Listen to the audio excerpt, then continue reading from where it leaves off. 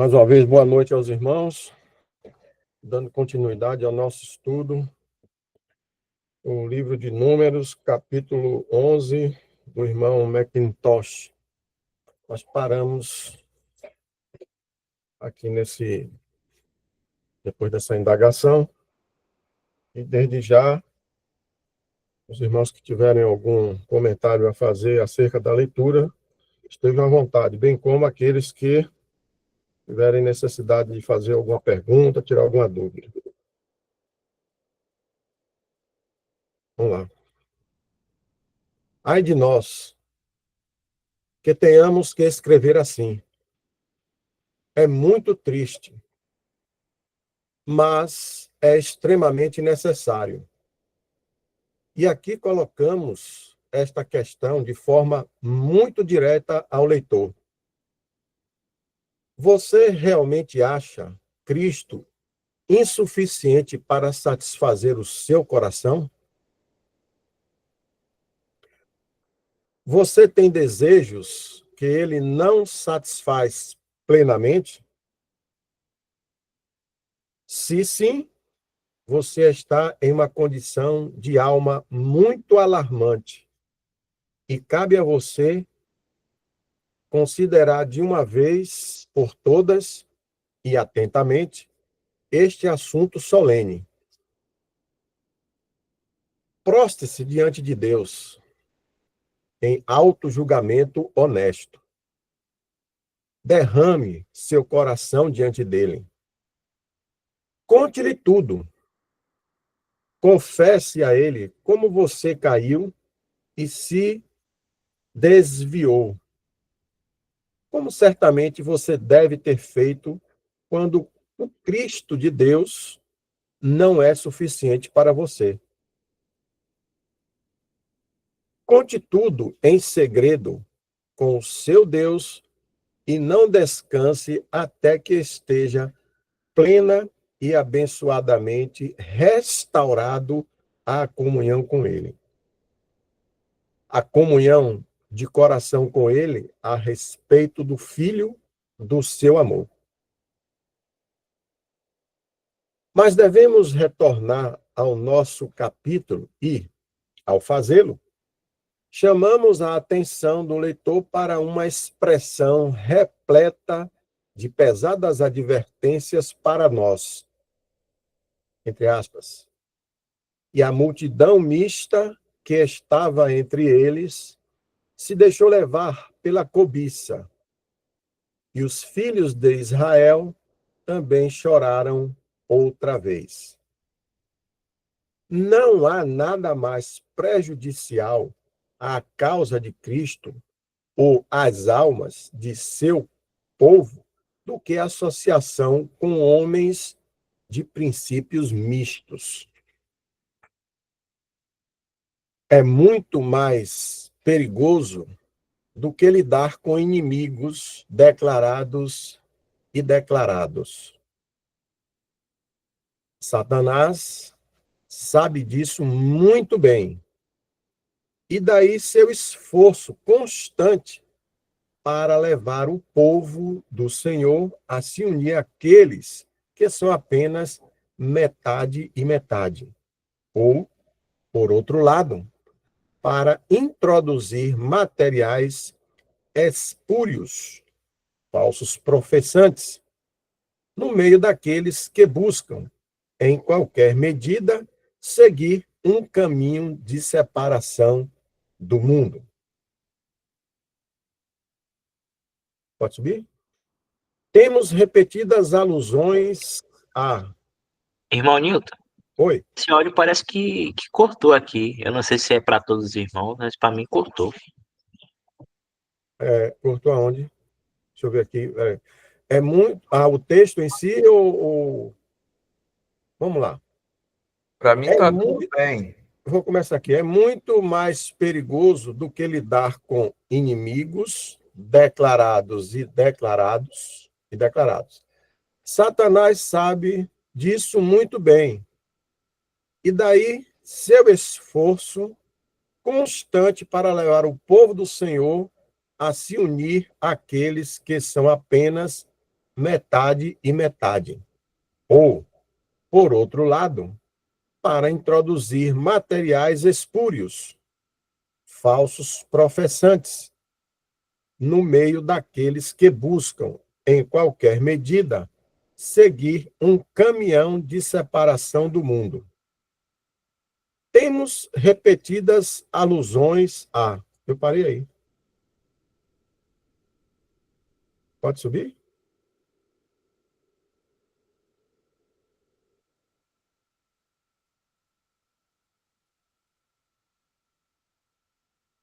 Irmão Jefferson?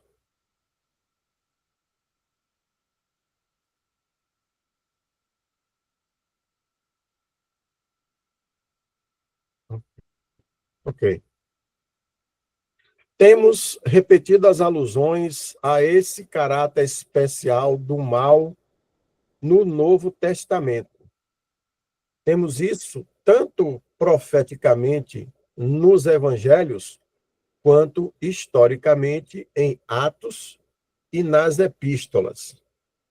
Assim, temos o joio e o fermento em Mateus capítulo 13. Em seguida, em Atos, encontramos pessoas se juntando à assembleia, semelhantes a, entre aspas, multidão mista, de Números 11. E, finalmente, temos a referência apostólica a materiais espúrios introduzidos pelo inimigo com o propósito...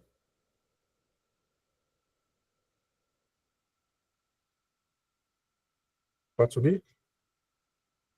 Com o propósito de corromper o testemunho e subverter as almas do povo de Deus. Assim, o apóstolo Paulo fala de, entre aspas, falsos irmãos introduzidos sem o saber. Gálatas 2, verso 4. Judas também fala de, entre aspas, certos homens que se introduziram sem o saber. O verso 4. Irmão, vamos dar uma olhada lá em cima? Na citação do... Vamos olhar a citação que foi dada lá em cima, para a gente ver o que é que o livro está falando sobre exatamente os mistos. Números... Não, foi Mateus 13 e Números 11. Vamos abrir? Mateus 13 e ver em que momento que fala sobre essa circunstância?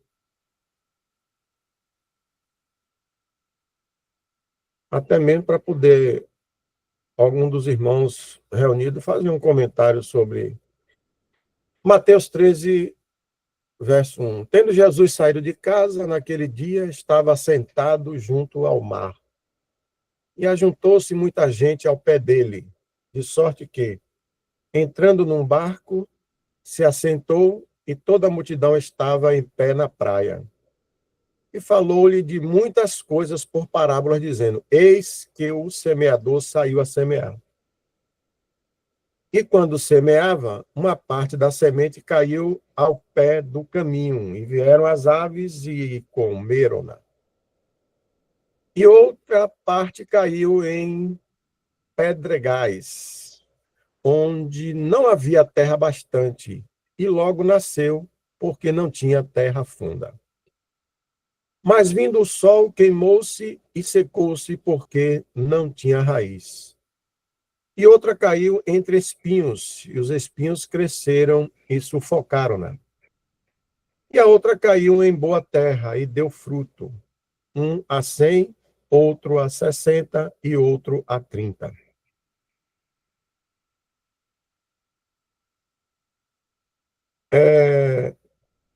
Algum irmão sabe qual foi o versículo exato? A outra caiu em boa terra e deu fruto, um a 100, outro a 60 e outro a 30. Quem tem ouvidos para ouvir, ouça. E acercando-se dele os discípulos, disseram-lhe: Por que lhes falas por parábolas? Ele, respondendo, disse-lhes: porque a vós é dado conhecer os mistérios do reino dos céus, mas a eles não lhes é dado. Porque aquele que tem, se dará, e terá em abundância. Mas aquele que não tem, até aquilo que tem lhe será tirado. Por isso lhes falo por parábolas, porque eles, vendo, não veem, e, ouvindo, não ouvem, nem compreendem. E neles se cumpre a profecia de Isaías, que diz: ouvindo, ouvireis, mas não compreendereis. E, vendo, vereis, mas não percebereis. Porque o coração deste povo está endurecido, e ouviram de mau grado com seus ouvidos, e fecharam seus olhos, para que não vejam com os olhos, e ouçam com os ouvidos, e compreendam com o coração, e se convertam, e eu os cure. Mas, bem-aventurados os vossos olhos, porque veem, e os vossos ouvidos, porque ouvem. Porque em verdade vos digo que muitos profetas e justos desejaram ver o que vós vedes, e não viram, e ouvir o que vós ouvis, e não o ouviram. Escutai vós, pois, a parábola do semeador. Ouvindo alguém a palavra do reino, e não a entendendo, vem o maligno e arrebata o que foi semeado no seu coração. Este é o que foi semeado ao pé do caminho. O que foi semeado em pedregais é o que ouve a palavra e logo a recebe com alegria. Mas não tem raiz em si mesmo, antes é de pouca duração. E chegada a angústia, por causa da palavra, logo se ofende. E o que foi semeado entre espinhos é o que ouve a palavra. Mas os cuidados deste mundo e a sedução das riquezas sufocam a palavra e fica infrutífera. Mas o que foi semeado em boa terra é o que ouve e compreende a palavra, e dá fruto. E um produz 100, outro 60 e outro 30. Propôs-lhes outra parábola, dizendo: o reino dos céus é semelhante ao homem que semeia a boa semente no campo, no seu campo. Mas, dormindo os homens, veio o seu inimigo e semeou joio no meio do trigo e retirou-se. E quando a erva cresceu e frutificou, apareceu também o joio. E os servos do pai de família, indo ter com ele, disseram-lhe: Senhor, não semeaste tu no teu campo boa semente? Por que tem então joio? E ele lhes disse: o inimigo é quem fez isso. E os servos lhe disseram: queres, pois, que vamos arrancá-lo? Ele, porém, lhes disse: não, para que ao colher o joio, não arranqueis também o trigo com ele. Deixai crescer ambos juntos até a ceifa. E, por ocasião da ceifa, direi aos ceifeiros: colhei primeiro o joio, e atai-o em molhos para o queimar, mas o trigo ajuntai-o no meu celeiro.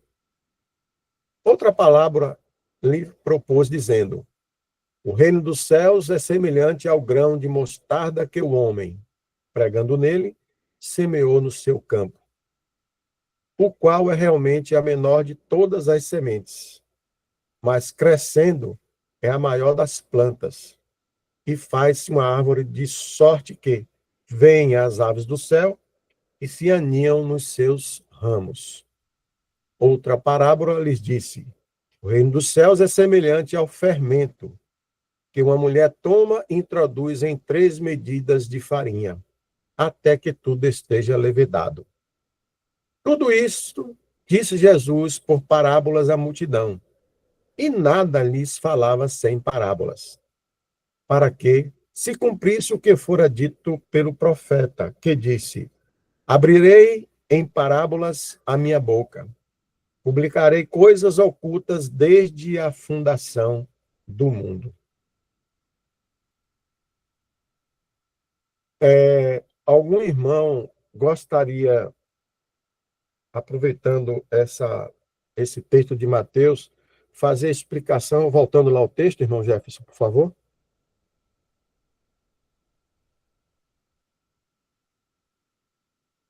O que seria, dentro dessa estrutura, os homens que foram introduzidos, o que tem com o chamado misto, foram homens mistos, né? Eu acho que ele colocou assim, homens mistos.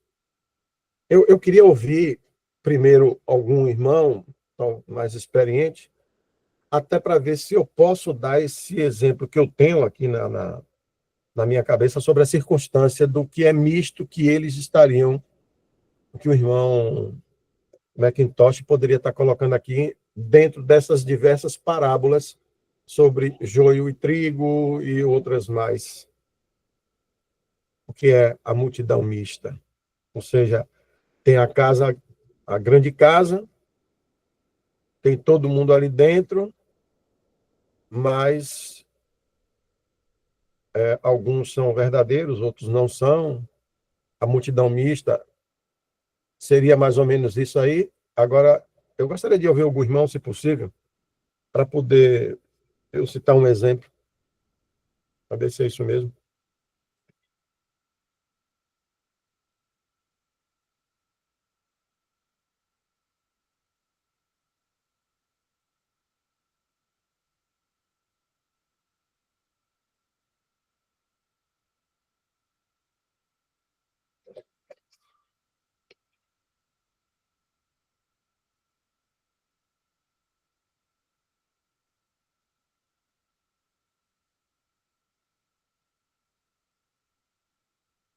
Tem alguém?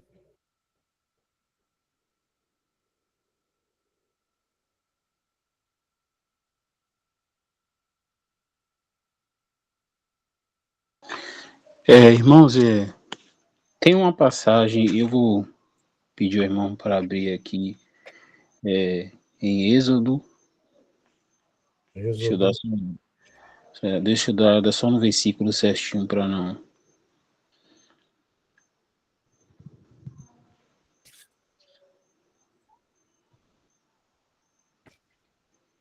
Deixa eu só o versículo aqui, um momento. Foi Êxodo qual, Tiago? Êxodo capítulo 6. Que eu acho que. Eu vou dar uma olhada se é no 6 mesmo aqui. É só para eu tirar essa dúvida.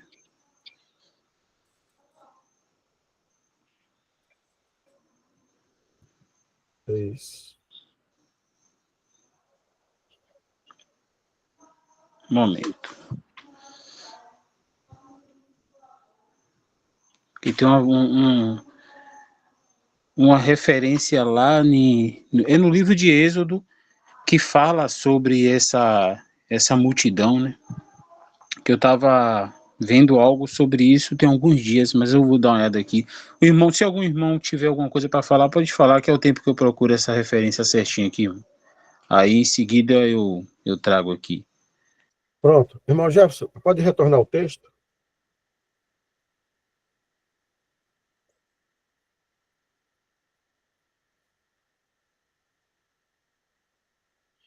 Tem uma passagem no texto que o irmão Tocha, ele fala o seguinte, que é mais fácil você conhecer o inimigo do que aquele que está ali, alguma coisa assim. Eu acho que é um pouco mais acima. Tudo isso aprendemos na brilhança por parte do povo de Deus. Não, acho que é mais em cima. Ele fala alguma coisa assim, é muito mais fácil conhecer o inimigo, né? E finalmente temos a referência pelo inimigo com propósito. Assim, tudo.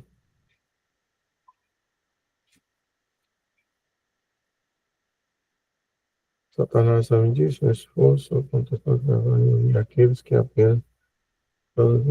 É mais em cima, né? Eu não sei se os irmãos prestaram atenção na hora que eu fiz a leitura. É muito mais perigoso do que lidar com inimigos declarados e declarados. Veja só, eu queria dar o exemplo, enquanto o irmão Tiago veio aí, com essa frase aqui, eu fico mais tranquilo de dizer esse exemplo, que é o que eu praticamente, como outros das nossas instituições, convive. Nós temos situações onde intercorpores, ou seja, intracorpores, melhor dizendo, dentro, né, das corporações, você tem pessoas que terminam, durante o curso da sua vida profissional, passando a coabitar com o lado inimigo. Todos nós sabemos, não é? Isso não acontece só no mundo militar, acontece em qualquer empresa, qualquer circunstância. Mas no nosso específico militar, imagine vocês que um integrante esteja, depois de 4 anos, como a gente fica numa formação, sai do mundo acadêmico, vai trabalhar, defrontar com o inimigo e, do nada, aparece do seu lado, dentro da viatura, tá uma pessoa que passou a adotar o inimigo como se fosse um de nós. Algumas corporações, por onde eu passei, chamam cada um disso de uma forma diferente. Então, tem gente que chama banda podre, tem outros, por exemplo, em Minas, eu aprendi a chamar de mochibas. Então, aquele integrante que não é muito bem visto dentro do nosso contexto, porque já começamos a descobrir, e só o tempo de poder ter hoje o devido processo legal para colocar para fora. Então, imagine que esse termo, para nós, é muito mais fácil eu conhecer o inimigo, eu fico mais tranquilo em lidar com o combate ao inimigo, porque eu sei o que é que faz o inimigo, onde é que ele vai estar se escondendo, tal, do que aquele que está do seu lado, tirando-se de inimigo. Esse aí é uma situação que acontece em todas as instituições. Mas, como eu falei, para nós é um negócio assim muito difícil. Por quê? Porque ali está sendo levado em consideração o risco da vida, não da própria vida em prol da sociedade, mas a vida que pode ser ceifada em razão de um inimigo que está ali declarado um ser correto e, na realidade, adotou o caminho errado estando uniformizado. Não sei se os irmãos conseguiram entender o que eu estou falando. Mas é a mesma coisa como aconteceu, por exemplo, com a comunhão com Cristo. Nós tivemos ali 12 apóstolos, não é? Cristo, por ser todo o poderoso e a consciência junto ao nosso Deus, nosso Pai, nos próprios textos ele diz que entre vós aqui existe um que irá me trair. Então, imagine você, os 12 ali, tendo conhecimento de todo o arcabouço de procedimentos e histórias e decisões adotadas pelo Cristo, pelo Jesus Cristo, e, no entanto, tinha um que vestia todo o mesmo sistema de roupagem, vamos dizer assim, né? Todo o arcabouço de conhecimento dado por Jesus Cristo, todas as parábolas ele passavam, né, a tomarem conhecimento, inclusive como agir diante das coisas que são impúrias e daqueles que praticam, né, as coisas impúrias, e, no entanto, dentro da própria integração dos apóstolos, tinha um que efetivamente terminou, graças a Deus, não levedou, né, os demais, não causou uma contaminação nos 11 restantes, mas não deixou de de mostrar, dentro desse conceito, o problema do joio que fica ali semeado junto do trigo. Nesse caso de Cristo, para dar oportunidade aos demais, foi só um. Mas, por exemplo, nós temos em outras instituições que eles terminam realmente botando o fermento para contaminar outros e outros e outros, e tem sido um desgaste muito grande. Deixa a palavra aí com outro. Queira falar alguma coisa a mais. E aí? Irmãos, até fazer aqui. O irmão trouxe esse exemplo de instituições, mas nós somos a igreja. Então, é nisso aqui que nós devemos, que eu vou...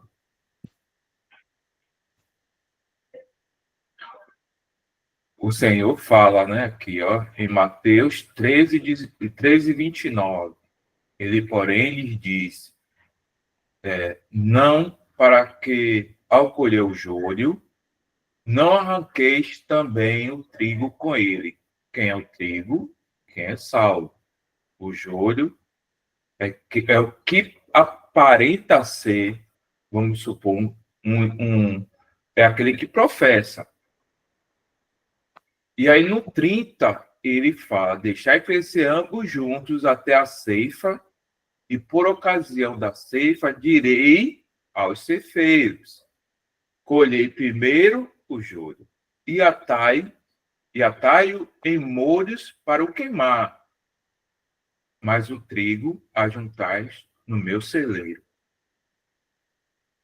Lembrando, irmãos, que em Timóteo, 2 Timóteo, se irmão puder me corrigir, o Senhor conhece o que são seus, né? O Senhor conhece o que são seus. Timóteo mesmo. Então, é nessa perspectiva que nós devemos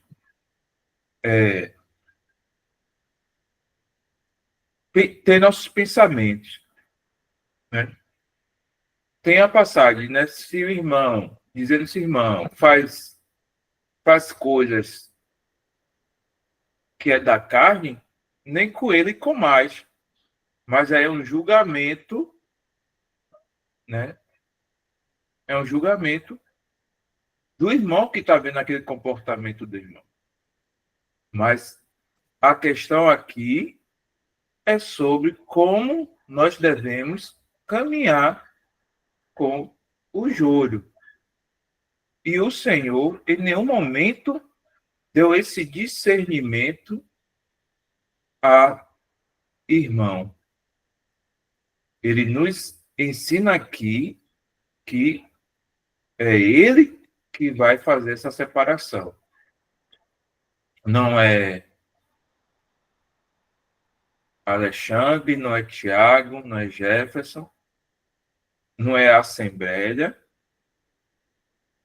Né? Então, nós devemos descansar no que a palavra está dizendo.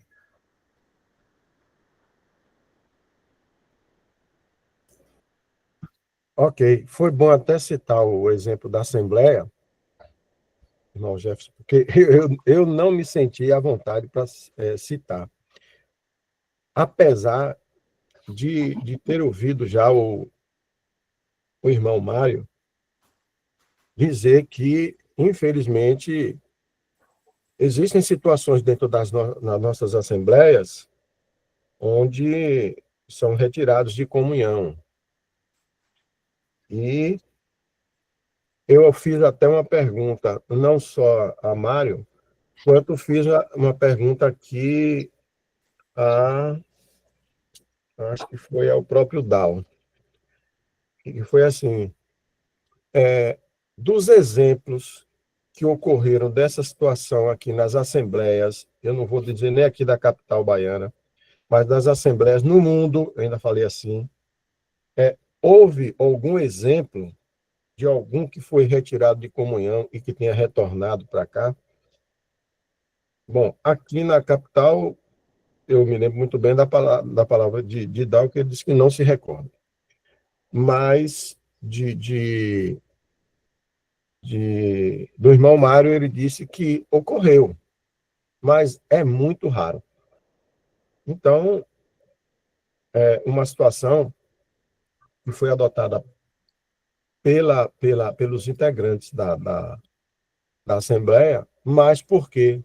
Porque tem aquela circunstância que a gente já conhece. O que é ligado aqui na Terra é ligado no céu, o que é desligado no céu é desligado aqui na Terra. Não, há uma responsabilidade da Assembleia, né, que tem que ter um momento de efetuar esse julgamento, sob pena de não o fazer, estar contribuindo para uma coisa não positiva dentro da ação divina.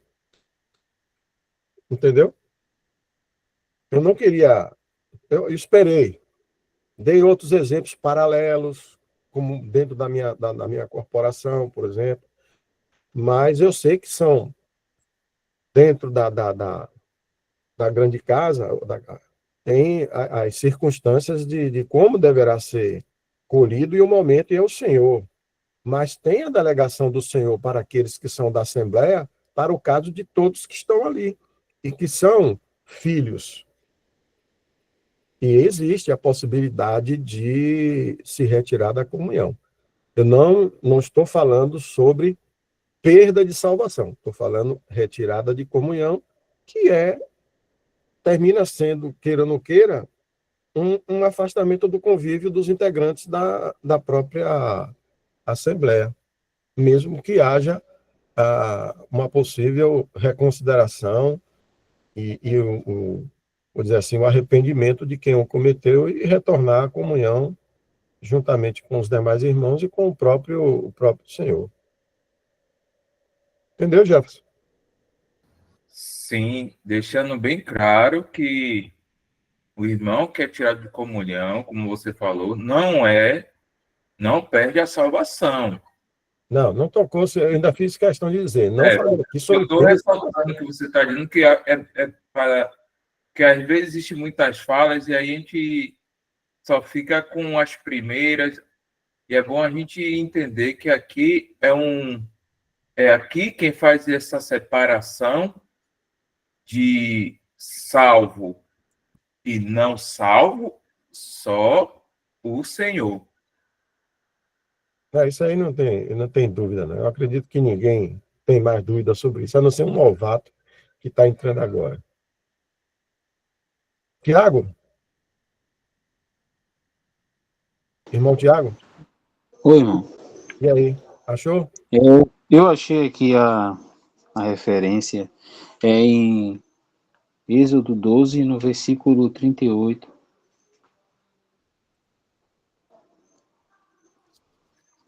Êxodo 12, verso 38.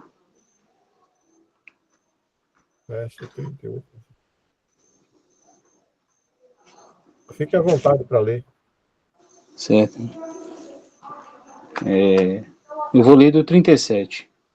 E assim partiram os filhos de Israel de Ramsés para Sucote, coisa de 600.000 de pé, somente de varões, sem contar os meninos. E subiu também com eles uma mistura de gente, e ovelhas e vacas, uma grande multidão de gado. E cozeram bolos asmo da massa que levaram do Egito, porque não se tinha levedado, porquanto foram lançados do Egito, e não se puderam deter, nem prepararam comida. Eu, eu lembrei, né, dessa passagem aqui, eu até pedi ao irmão para voltar a, aquele parágrafo lá que você leu, que fala sobre essa questão da mistura de gentes lá no texto.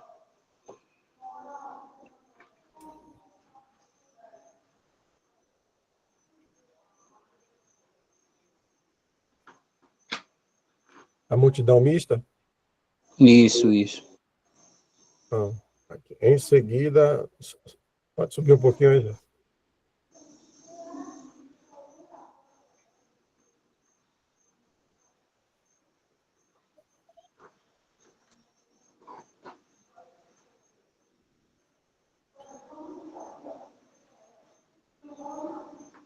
mas devemos retornar ao nosso capítulo e, ao fazê-lo, chamamos a atenção do leitor para uma expressão repleta de pesadas advertências para nós. E a multidão mista que estava entre eles se deixou levar pela cobiça. E os filhos de Israel também choraram outra vez. Então, é interessante assim que quando a gente lê, né, essa referência de Êxodo, tipo do versículo 37, o Senhor aqui fala estreitamente, né, do seu povo, né, seu povo escolhido ali, que ele diz que assim partiram os filhos de Israel, e é até interessante que é especificado aqui, né, o número, né, diz que foram coisa de 600 mil de pé, somente de varões, sem contar os meninos, né? Ou seja, foram 600 mil, cerca de 600 mil homens, né? Varões já, ou seja, já eram homens, na certa já eram homens adultos. E aí não fala das mulheres, não, creio que aqui não está se referindo às mulheres, tão poucos meninos, como o próprio texto diz. Mas é interessante que nessa saída deles, né, saiu também esse povo, né, um povo estranho, que o Senhor retirou dali da terra do Egito, e eles se misturaram com o povo, né? E aí eu acho até interessante quando a gente faz um paralelo para a atual dispensação, quando a gente pensa, né, na questão dos benefícios que o mundo em si, eu não vou nem dizer mundo, mas aqueles que estão dentro dessa casa, né, dessa grande casa, eles também desfrutam por estarem dentro desse cercado, né, que os cristãos também estão, né, que é mais ou menos aquela passagem lá de Hebreus que diz que é impossível que aos que uma vez foram iluminados e receberam as virtudes, enfim, os benefícios do século futuro.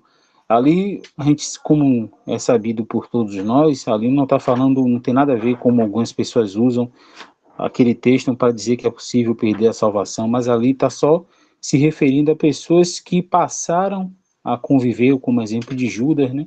Judas, ele foi um exemplo claro disso, né? De uma pessoa que desfrutou diretamente de todos os benefícios que o Senhor poderia trazer para ele e para os discípulos como um todo, mas que nunca creu.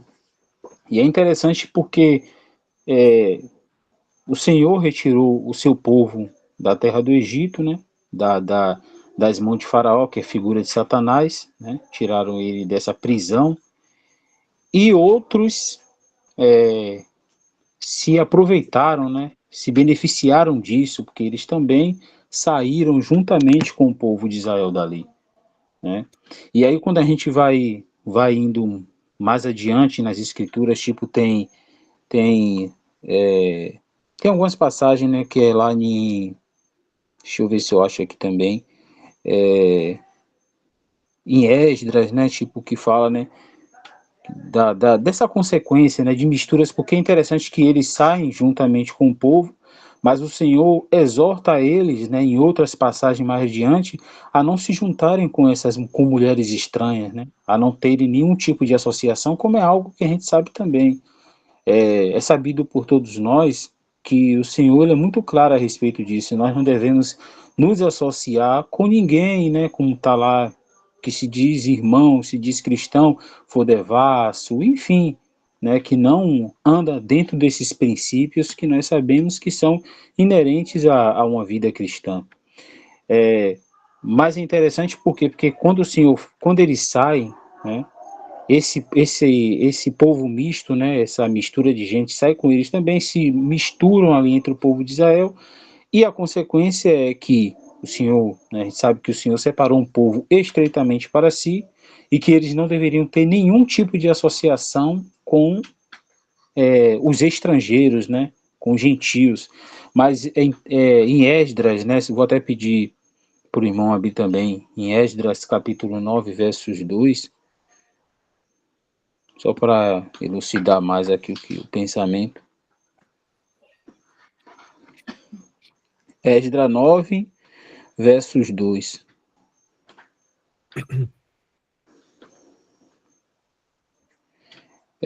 Porque tomaram das suas filhas para si e para seus filhos, e assim se misturou a linhagem santa com os povos dessas terras, e até os príncipes e magistrados foram os primeiros nesta transgressão. Né? Então a gente vê algo assim que a gente pode trazer, né, como exemplo para a nossa realidade, né, para a atual dispensação. Que o Senhor, ele separou um povo para si, desde a antiga aliança, e na atual dispensação, nós sabemos que o Senhor separou um povo, né, que é a igreja, que é o seu corpo, e nós, por sabermos que somos membros desse corpo, devemos manter esses princípios, de não, de maneira alguma, nos associarmos com quem não tem, se assim eu posso dizer, né, apreço pelo Senhor, que não tem apreço por essas verdades, né, das quais, pela graça de Deus, por nosso Senhor Jesus Cristo, nós temos desfrutado. Então, eu acredito que alguns desses princípios, né, eles são bem aplicáveis mesmo para cada um de nós, né? Esse princípio da separação, como nós sabemos, diz que nós não devemos nos associar com aqueles que se dizem irmãos, né? Forem devassos e viveram uma vida dissoluta, se dessa forma eu posso colocar. Mas a referência que eu gostaria de trazer, até para o irmão mesmo que ele falou e tal, foi essa. Eu acredito que essa referência, de certa forma, até explique um pouco, né, do que o irmão, né, o autor do livro, tentou trazer aí, né? Tentou não, na verdade trouxe para nós. Só até aqui. Perfeito. Irmão Jefferson, pode voltar aí para o texto? Deixa eu ver aqui. Um instantinho só. A multidão certamente cairá em luxúria. Ou saiu do ponto que eu ia fazer um outro comentário. Mas tudo bem. É importante, não só você ver essa parada para a gente poder raciocinar determinados pontos colocados na Bíblia e, ao mesmo tempo, para poder aprender, né? E ter mais um pouco de conhecimento da própria palavra do Senhor, não só pelo que Cristo fala em parábolas, mas pelo texto em si, em que a gente tem que conviver. Eu me lembro que o irmão Luiz Amalfi fez assim: a convivência que nós temos que nos apartar é a convivência daquelas circunstâncias ligadas ao Senhor. Mas nós estamos ainda aqui no mundo. E no mundo nós temos que, por exemplo, trabalhar. E não necessariamente, quando você está exercendo sua atividade, você vai estar no meio de pessoas que não são todos reunidos à mesa do Senhor. Pode ser até o contrário, de repente só tem você ali, reunido à mesa do Senhor. Mas tem irmãos de várias outras denominações que serão salvos também, que falam do Senhor, mas, infelizmente, não praticam. E você termina convivendo, porque é o exercício do labor, do trabalho. Agora, uma coisa é você exercer a atividade de labor, a outra é você passar a ter, como nós temos, né, o nosso convívio, e colocar ele a par, entendeu? É diferente. Paramos aonde? Vamos começar em de tudo. De tudo isso, aprendemos a necessidade urgente de vigilância por parte do povo de Deus. E não apenas de vigilância, mas também de absoluta dependência do Senhor, o único que pode preservá-los da entrada de materiais falsos e mantê-los livres de todo contato com homens de princípios mistos e caráter duvidoso. Entre aspas, a multidão mista. Certamente, entre aspas, cairá em luxúria. E o povo de Deus corre o perigo iminente de ser desviado de sua simplicidade adequada e de se cansar do maná celestial, seu alimento adequado. Então, esse alimento adequado aqui, ele tem vários sentidos, não só da própria palavra em si, que é o que ele está querendo colocar, mas pode ser colocado em outro sentido também. O que é necessário é uma decisão clara por Cristo, devoção completa a Ele e à sua causa. Onde um grupo de crentes é capaz de prosseguir de todo o coração por Cristo e em marcada separação deste mundo presente, não há tanto perigo de pessoas de caráter ambíguo buscarem um lugar entre eles. Embora, sem dúvida, Satanás sempre procure manchar o testemunho, introduzindo hipócritas. As pessoas conseguem uma entrada e, então, por seus maus caminhos, trazem opróbrio ao nome do Senhor. Satanás sabia muito bem o que estava fazendo quando liderou a multidão mista para se unir à congregação de Israel. Não foi de repente que o efeito dessa mistura se manifestou.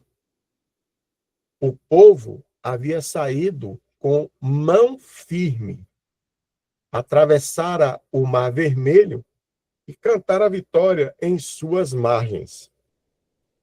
Tudo parecia brilhante e promissor, mas, entre aspas, a multidão mista estava lá. Apesar disso, e o efeito de sua presença se tornou evidente muito rapidamente. Pode subir? Assim é sempre na história do povo de Deus.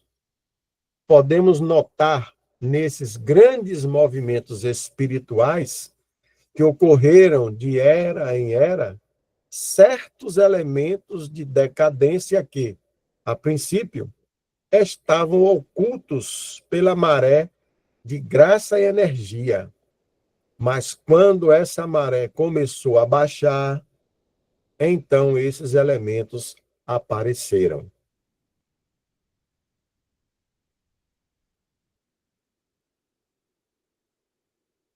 Vai subir? Vai parar por aí? Sim, já são 9h09 aqui.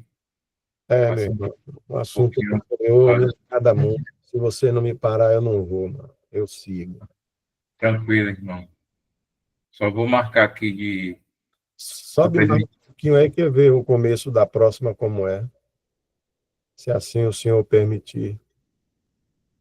Isso. Então ficará aí. Isto é muito sério e exige muita vigilância santa. Que exemplo interessante esse da maré dada aí pelo irmão, né?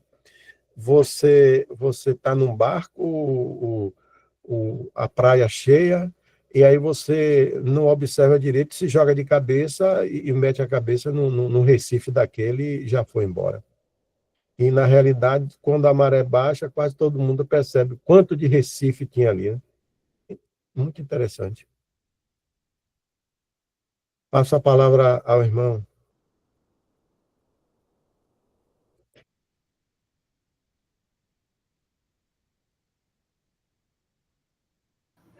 Ok, irmão, deixa eu estar aqui tirando a gravação. Irmão Alexandre?